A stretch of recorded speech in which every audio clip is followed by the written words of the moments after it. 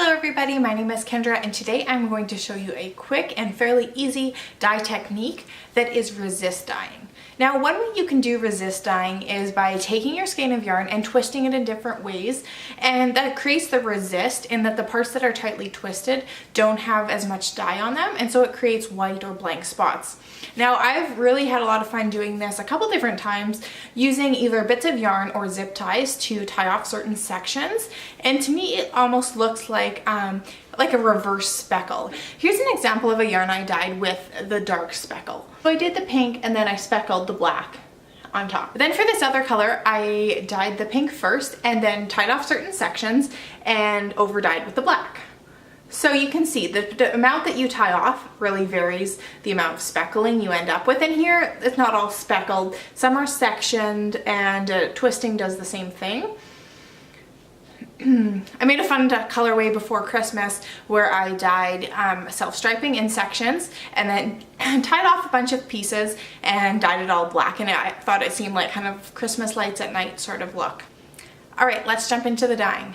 So I'm going to begin with this ball here. It is self-striping, so I'm going to make it into a hank again using my Swift.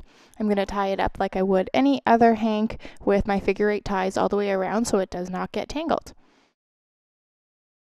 Next, I'm going to cut some short lengths of yarn, and these are the ties I'm going to use all the way around at different spots to create the resist.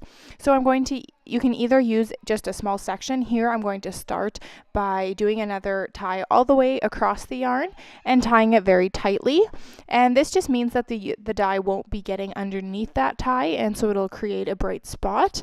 Tie it tight and then grab your next section. Here's just a portion of the skein, not the whole thing. We're just going to repeat that all the way around, doing different ties, and you can experiment with how you want to tie it, how tight you want to tie it.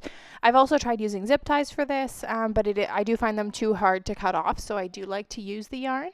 But yeah, it's just totally up to you how much white or how much bright color you want to keep in your skein.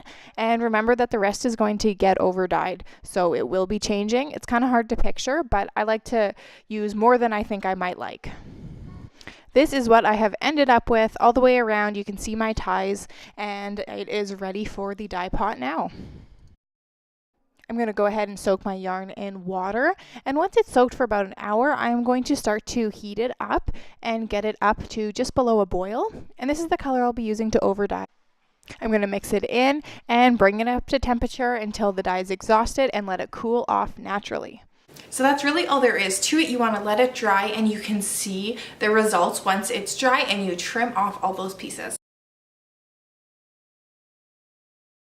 Now for this color, I only dyed it kind of a plum over dye because I didn't want to lose all the different variations. However, you can still kind of see the way that the resist dyeing works and just brings a lot of depth to what you're dyeing. This is my final skein. I'll show you. There's some parts where there's just little bright speckly bits, right, bright amounts.